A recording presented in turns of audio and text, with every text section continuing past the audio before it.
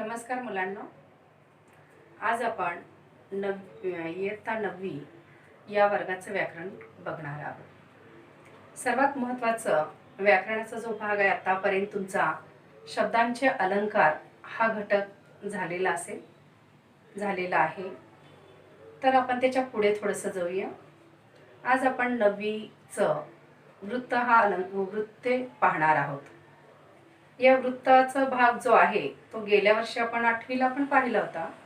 8वीला तुम्हाला लक्षात असेल वृत्त म्हणजे काय, त्याचे प्रकार किती, कोणते, असा भाग आपण बघितला आणि त्याच्यातला एक प्रकार आपण अभ्यासला, तो म्हणजे अक्षर गणवृत्त। अक्षर गणवृत्ताचे प्रकारही आपण पाहिलं, भुजंग प्रयाग, मालिनी, वसंत तिलका। आठवतं का बघा बरं? बरं, ठीक आहे, आठवलं ठीक आहे, नसेल तर आपण परत घेणारच आहोत। आपल्या 9वी साठी जे काही असेल तो व्याकरणाचा भाग घेणार आहोत आपण। वृत्त हे जे आहे कशाला म्हटलं जातं, वृत्ताचे नियम कोणते आहेत, गणांचे प्रकार कोणते, हाही घटक आपण पाहणार आहोत। सुरुवातीला मी तुम्हाला वृत्त म्हणजे काय हे सांगेन। बघा मुलांनो, वृत्त म्हणजे काय तर आपल्याला पाहायला मिळतं, लक्षात घ्या की पद्यात जी विशिष्ट शब्दरचना केली जाते तिला आपण वृत्त असं म्हणतो। लक्षात घ्या, शब्दरचनेला आपण जे करतो तिला आपण वृत्त किंवा छंद असं म्हटलं जातं। वृत्तांचे मुख्य प्रकार किती आहेत? 3 आहेत। पहिला आहे नंबर 1 अक्षर गणवृत्त, नंबर 2 मात्रा वृत्त आणि नंबर 3 छंद। असे मुख्य प्रकार किती आहेत? 3 आहेत। त्यापैकी आपल्याला ह्या वर्षी अक्षर गणवृत्त न घेता आपण ह्या वर्षी काय घेणार आहोत? मात्रावृत्त हा प्रकार घेणार आहोत। लक्षात आलं? म्हणजे आपण फक्त एक प्रकार शिकणार आहोत आणि तो म्हणजे कोणता? मात्रावृत्त। आता त्याच्याही अगोदर आपण बघूया, लक्षात घ्या की लगेच मात्रावृत्ताकडे आपण वळायचं का? लगेच नाही, तर त्याच्या अगोदर काही नियम आपण अभ्यासणार आहोत। कोणते नियम अभ्यासणार आहोत? तर पहिला नियम आहे, लक्षात घ्या की जे सहज वाचता येतं त्याला आपण गद्य असं म्हणतो। म्हणजे जर आपण या ठिकाणी आपल्याला मनात जसे विचार आहेत तसे सहज बोलून दाखवणे किंवा वाचता सहज येणे त्याला गद्य असं म्हटलं जातं। आणि तेच आपण सुरावर जर म्हटलं तर त्याला काय म्हटलं जातं? पद्य असं म्हटलं जातं। तुमच्या लक्षात आलं असेल गद्य आणि पद्य म्हणजे काय। गद्य म्हणजे पाठाला म्हणतो आपण आणि पद्य म्हणजे कशाला म्हणतो? कवितेला म्हणतो। त्याच्यानंतर जर बघितलं, लक्षात घ्या की आज आपण सगळ्यात महत्त्वाचं असं बघणार आहोत की इथं लघु आणि गुरु असे 2 अक्षरांचा समावेश पाहायला मिळतो आपल्याला। सुरुवातीला मी असं सांगेन की 8वीला आपण हा घटक पाहिलाय, तुमच्या लक्षात येतं का बघा बरं? हे बघा, लघु अक्षर हे अर्धचंद्राकृती प्रमाणे दाखवा। अशा पद्धतीने दाखवा, कळलं तुम्हाला? इथं चिन्ह दिलेले अर्धचंद्राकृतीने दाखवलं त्याला काय म्हणायचं? लघु म्हणायचे। आणि गुरु अक्षर कशाला म्हणायचे? जी आडवी रेष आहे त्याला गुरु अक्षर असं म्हटलं जातं। नियम लक्षात आला? त्याच्यानंतर जर बघितलं, लक्षात घ्या की एखादी कविता म्हणत असताना मध्येच आपण जेव्हा थांबतो त्याला यती असं म्हटलं जातं। त्याचबरोबर जर बघितलं, लक्षात घ्या की सगळ्यात महत्त्वाचं 3-3 अक्षराचा एक गट पाडला जातो। हे लक्षात येत असेल तुमच्या की एखादी कविता असेल, त्या कवितेच्या ओळी लिहिलेल्या असतील आणि त्याच्यामध्ये ते जे शब्द आहेत त्याचा आपण 3-3 अक्षर जे असतात त्याचे एक एक गट पाडल्यानंतर जे त्याला नाव दिलं जातं त्या नावाला काय म्हणायचं? गण असं म्हटलं जातं। म्हणून आपण आज गणांचे एकूण 8 प्रकार पाहणार आहोत। गणांचे किती प्रकार पाहणार आहोत आपण? एकूण 8 प्रकार पाहणार आहोत। हे लक्षात आलं तुमच्या? म्हणजे अशा प्रकारचे नियम आपल्याला पाहायला मिळतात आणि गणांचे कोणते 8 प्रकार आहेत ते सुरुवातीला आपण पाहणार आहोत आणि त्याच्यानंतर आपण मुख्य प्रकाराकडे, मात्रावृत्त प्रकाराकडे जाऊया आणि मात्रावृत्तातले प्रकार आपण परत पाहणार आहोत आणि 9वी साठी कोणते प्रकार, कसे प्रश्न विचारले जातात हे तुम्हाला समजावून सांगितलं जाईल। आता बघूया बरं की आपण आता काय बघणार आहोत? गणांचे प्रकार। एकूण किती म्हटलं मी तुम्हाला? 8 प्रकार आहेत। कोणते 8 आहेत बघूया? य, र, त, न, भ, ज, स, म गणांची नाव आहेत ही। ह्याला य ला यमाता म्हणायचे, र ला राधिका म्हणायचे, त ला ताराप म्हणायचे, न ला नमन असं म्हणायचे। त्याचबरोबर गुरु अक्षराकडे आपण वळणार आहोत। इथं सुद्धा काय म्हणणार? भ ज स म. बघा इथले 4 आणि हे 4 एकूण किती झाले? 8 प्रकार झाले. आता भ म्हणजे काय? भास्कर. ज म्हणजे काय? जनास. स म्हणजे काय? समरा. म म्हणजे काय? मानवा. हे नाव कळले तुम्हाला? ठीक आहे. तुम्हाला नावं नाही लक्षात आले तर एवढं तरी लक्षात येईल, यरतन भज सम. रात्री झोपताना आपल्याला म्हणायचं आहे. आईला सांगायचं घाबरू नकोस, मी काय करते, वृत्ताचे नियम गणांचे प्रकार वाचते किंवा मनात म्हणते. मध्येच मध्यरात्री सुद्धा म्हटलं तरी घाबरायचं नाही, म्हणायचंय तुम्हाला, आईला सांगून टाकायचं नाही आणि सतत म्हणत राहायचं, यरतन भज सम, यरतन भज सम. किती सोपं आहे बघा बरं. नियम पाठ करायची गरज आहे का? नाही, फक्त म्हणायचे. म्हणलं की आपल्या लक्षात येतं, यरतन भज सम, यरतन भज सम. म्हणजेच काय बघूया. य म्हणजे काय? र म्हणजे काय? त म्हणजे काय? न म्हणजे काय? नावं कळलेले. नावं नाही लक्षात आलं तर यरतन एवढं लक्षात ठेवा. सुरुवातीला आता आपण बघूया हे गणांचे प्रकार कसं लक्षात ठेवायचं. पहिला लघु अक्षर. लघु कशाला म्हणायचं आहे? अक्षर जर ऱ्हस्व असेल तर त्याला लघुचं चिन्ह करायचे आणि अक्षर दीर्घ असेल तर त्याला कशाचं चिन्ह करायचे? गुरुचं चिन्ह करायचे. नीट लक्षात घ्या. शब्द जर आपल्याला जेव्हा आपण 8वीला शिकलेले आठवतं का बघा? भुजंग प्रयात आठवतं का बघा? कारण त्या भुजंग प्रयामध्ये य य य हे गणांचे नाव आपण दिलं होतं. का दिलं होतं? सगळं कशा पद्धतीचं होतं तिथं? पहिलं अक्षर ऱ्हस्व होतं, 2 दीर्घ होते, म्हणून त्याला आपण यमाता असं नाव दिलं होतं. तशाच प्रकारे आता इथं लघु गण कसे ओळखायचे, गुरु गण कसे ओळखायचे मी आता तुम्हाला सांगेन, तुमच्या पटकन लक्षात येईल. बघा, पहिला अक्षर लघु असेल त्याला य म्हणावं. बघा किती सोपं आहे. दुसरं अक्षर लघु असेल तर त्याला काय म्हणावं? र म्हणावं. तिसरं अक्षर लघु असेल तर त्याला काय म्हणावं? त म्हणावं. सर्वच अक्षर जर लघु असेल तर त्याला न म्हणावं. किती सोपं आहे बघा बरं. पहिलं अक्षर, दुसरं अक्षर, तिसरं अक्षर आणि सर्वच अक्षर. कळलं तुम्हाला? पहिलं अक्षर लघु, चिन्ह आहे अर्धा चंद्राकृतीचं, त्याला आपण म्हणलेले लघु, आणि ह्याला काय म्हणलेले? गुरु गुरु म्हटलेले. आणि दुसरं ह्याला काय बघा, दुसरं मध्यभागी काय आहे? लघु, आणि इकडे इकडे कोण आहेत? गुरु आहेत, म्हणून ह्याला र म्हणलं. आणि हे दोन्ही गुरु आहेत आणि तिसरं लघु आहे, त्याला काय म्हटलं? न. आणि सगळेच लघु आहेत, त्याला काय म्हणायचं? न. य र त न. आता बघा, पहिलं लघु, दुसरं लघु, तिसरं लघु, सगळेच लघु. बघा, आद्य लघु, मध्य लघु, कळलं तुम्हाला हे? अंत्य लघु आणि सर्वच लघु. कळलं? असंही म्हणता येईल. म्हणजे कुठल्या प्रकाराने तुम्हाला तयार व्हायचंय ते बघा. असंही म्हणता येईल, पहिलं लघु, दुसरं लघु, तिसरं लघु, सगळेच लघु. बघा कोणतं सोपं जातं का? आद्य लघु, मध्य लघु, अंत्य लघु आणि सर्वच लघु. असंही करताय, कुठलं सोपं जाईल ते घेऊ शकता. हे झाले लघुचे गण. आता आपण गुरुच्या गणाकडे वळूया. पहिला अक्षर बघा, पहिल्यांदा गुरु आहे इथं आणि बाकी दोन्ही काय आहेत? लघु आहेत, म्हणून याला काय नाव दिलेले? भ म्हणजेच भास्कर. बघा, पहिला गुरु भ, दुसरा गुरु ज, तिसरा गुरु स आणि सर्वच गुरु काय म्हटलं याला? म. लक्षात घ्या.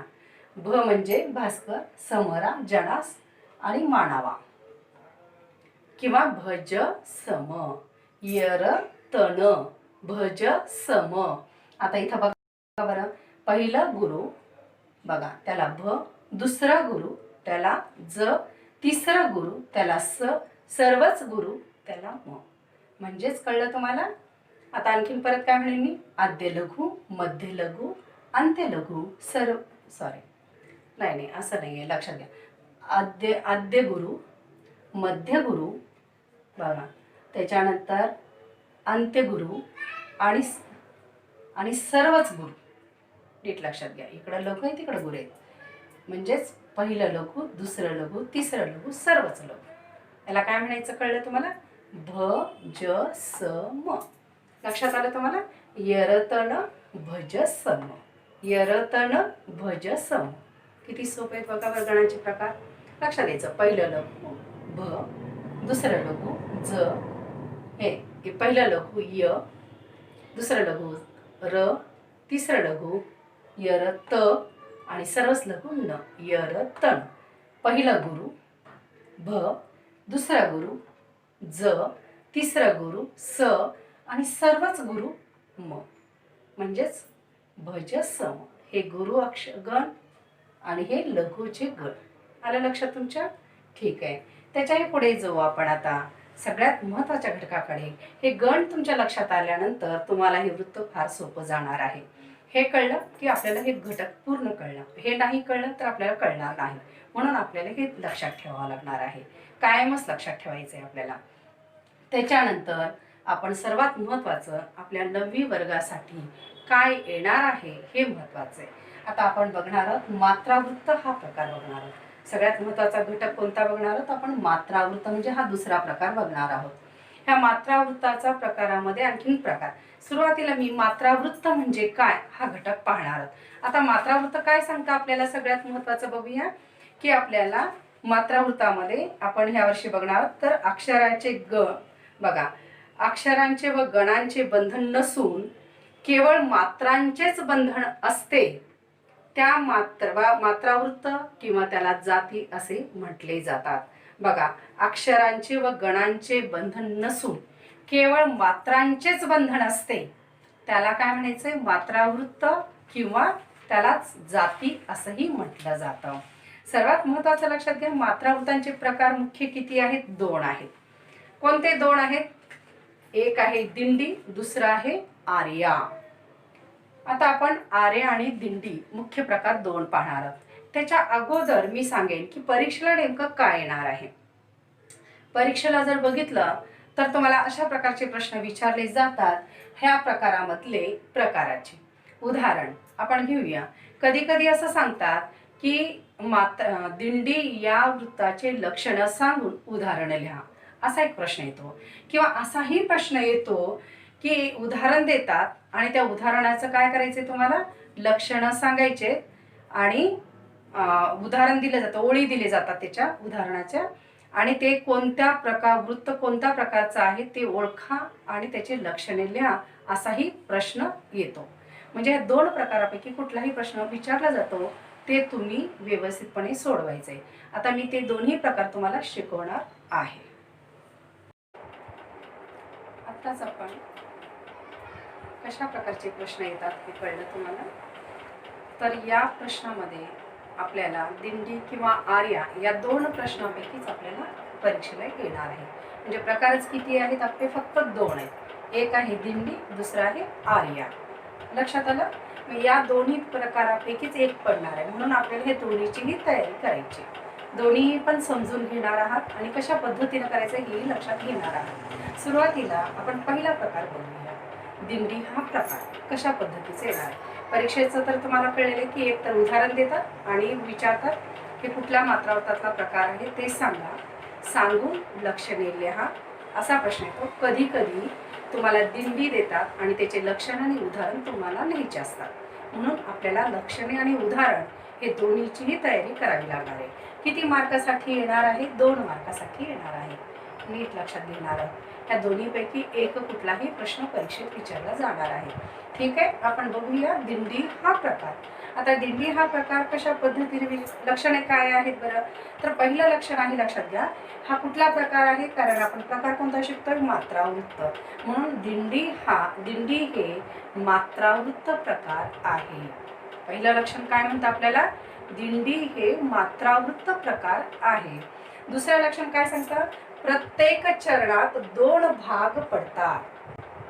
आता 2 भाग कसे पडतात ते समजून घेणार आहोत. फक्त आता लक्षात घ्या, 2 भाग पडतात आणि असं म्हणजे म्हटलं जातं पूर्वार्धात 9 मात्रा आणि उत्तरार्धात 10 असे एकूण 19 मात्रांचं हे दिंडी वृत्त आहे. नीट लक्षात घेणार आहोत आपण. हे मात्रावृत्त आहे. याचे 2 भाग पडतात. एक पूर्वार्ध 9 मात्रांचा आहे आणि उत्तरार्ध 10 मार्काचा आहे. याला काय म्हणायचं? दिंडी हा वृत्त प्रकार म्हणायचं किंवा दिंडी हे मात्रावृत्ताचा प्रकार आहे. हे झाले लक्षण. याला 1 गुण मिळतो. लगेच दुसऱ्या मार्काला किंवा 2 मार्कासाठी आपल्याला उदाहरणाची तयारी करावी लागेल. 4 ओळीचं उदाहरण आपल्याला घेतलं जातं. त्याच्यापैकी एका ओळीचं सुद्धा आपण काय करू शकतो? गण पाडू शकतो. म्हणजे थोडक्यात गट 2 पाडायचे आहेत आपल्याला. हे 2 करायचे आहेत. तर त्याच्या आधी आता मी उदाहरण घेते, 4 ओळीचं उदाहरण घेते. पण आपण एका ओळीचं काय करणार आहोत आता, उत्तरार्ध आणि पूर्वार्ध आणि उत्तरार्ध असे 2 भाग पाडत कसं मात्रा ओळखायचं ते बघणार आहोत. त्याच्या अगोदर मी थोडंसं उदाहरण तुम्हाला सांगेन. बघा, घोष होता ज्ञानबा तुकाराम, राऊळाची ही वाट सुखाराम, करी भक्ती चित्तात नृत्य लीला, पहा दिंडी चालली पंढरीला, पहा दिंडी चालली पंढरीला. आता इथं आपण असं करणार की मगाशीच आपण शिकलो गणांचे प्रकार, बरोबर आहे. मग आता गणांच्या प्रकारानुसार सुद्धा आपल्याला हे खूप छान सोपं जाणार आहे. कसं जाणार आहे, लघुला आपण काय करणार, असं चिन्ह देणार आहोत आणि दीर्घ असेल तर त्याला गुरु म्हणणार, म्हणजे असं चिन्ह देणार. इथं टिंब आहे, दिंडी ऱ्हस्व जरी असलं तरी त्याला गुरु मानावं, कारण टिंब असल्यामुळं. हे पण दीर्घच आहे, हे दीर्घ आहे, हे काय ऱ्हस्व आहे, हे दीर्घ आहे, हे दीर्घ आहे टिंब असल्यामुळे, हे ऱ्हस्व आहे, हे दीर्घ आहे आणि हे दीर्घ आहे, म्हणून याला गुरु गुरु. बघा, लघु गुरु, गुरु गुरु, गुरु लघु गुरु, गुरु लघु, गुरु गुरु. मला लक्षात आलं. मग आता लक्षात घ्यायचं, इथं मात्रा ओळखायच्यात आपल्याला. मात्रा कशा ओळखायच्या, तर एक गट आहे 9चा आणि दुसरा गट आहे 10चा. आता बघा बरं, मात्रा जिथं लघुचं चिन्ह दिलंय मी त्याला 1 म्हणायचंय आपल्याला, म्हणजे ऱ्हस्वाला 1 केलं आपण. आणि दीर्घला काय करायचंय, 2 करायचंय, म्हणजेच गुरुला आपण 2 करणार आहोत. इथं 2 2 2, इथं 1, हे 2 2 1 2 2. आलं लक्षात तुमच्या. बघा, म्हणजे लघुला आपण 1 केलं आणि गुरुला काय केलं, 2 केलं, म्हणजे हे ऱ्हस्व आहे म्हणून 1 आणि दीर्घ आहे म्हणून 2. आता याची बेरीज करूया. 1 2 म्हणजे 3, 2 5 6 7 8 9. आलं लक्षात तुमच्या. इथं मी एक गट पाडते, कारण आपल्याला काय म्हटलेलं आहे, पूर्वार्ध, म्हणजे अगोदरचा भाग कितीच आहे, किती मात्रांचा आहे, 9 मात्रांचा आहे. आता इकडे बघूया बरं, 1 2 3 2 5 6 7 8 9 10, हे 10 मात्रा, म्हणजेच 9 आणि 10 किती झाले, 19 मात्रा. म्हणजे दिंडी किती मात्रासाठी आहे, 19 मात्रासाठी आहे. लक्षात घ्या. म्हणजे अशा प्रकारे आपल्याला परीक्षित करायचे. किती सोपं आहे बघा बरं, काहीच अवघड नाही. एक तर तुम्हाला ओळखता येतं. अशा प्रकारची बेरीज आली की तुम्ही लगेच म्हणायचं हे काय वृत्त कोणतं आहे, दिंडी वृत्त आहे. आलं लक्षात तुम्हाला. कारण पूर्वार्ध 9, उत्तरार्ध 10, एकूण बेरीज किती येते, 19. याला काय म्हणायचं, दिंडी. याच्या लक्षणं काय आहेत कळलं तुम्हाला. हे मात्रा वृत्त आहे, याच्या मात्रा पूर्वार्धामध्ये 9 येतं, उत्तरार्धामध्ये 10, 2 गट पाडणे, याला काय म्हणायचं, दिंडी म्हणायचं. सांग याचं काय आहे बघा, 1 2 2 2 2 आणि 1 2 2 1 2 2 अशा प्रकारची मात्रा आहे. 1 आहे 9 आणि 1 आहे 10. म्हणजे इथं तुम्हाला काय करायचं, दिंडी, लक्षणे, उदाहरण संपलं. उदाहरण तुम्ही ह्या ओळीचं सुद्धा तयार करू शकता. आणि गण पाडत असताना किंवा गट पाडत असताना, विभाग करत असताना एकाच ओळीचं करायचं असतं आपल्याला. आणि 4 ओळी लिहिलात तरी चालतं. 4 ओळी लिहिलं अपेक्षित आहे खरं तर. समजा आपल्याला आठवत नसेल तर कमीत कमी आपल्याला 1 ओळ तरी व्यवस्थित लिहिलंच पाहिजे. 4 ओळी लिहिणं गरजेचे आहे. त्याच्यापैकी फक्त एका ओळीचं आपल्याला इथं करावं लागतं. सर्वच ओळीचं करण्याची आवश्यकता नाही. आलं लक्षात. याला काय म्हणायचं, दिंडी हे वृत्त. तशाच पद्धतीनं मात्रा वृत्तातला दुसरा प्रकार आपण पाहणार आहोत. कोणता, आर्या. आता आर्या काय म्हणतं बघूया बरं. आर्याची लक्षणं काय, इथं सुद्धा प्रश्न असाच येणार आहे आर्याचा सुद्धा, की खाली दिलेल्या आर्याची लक्षणे सांगून उदाहरण लिहा.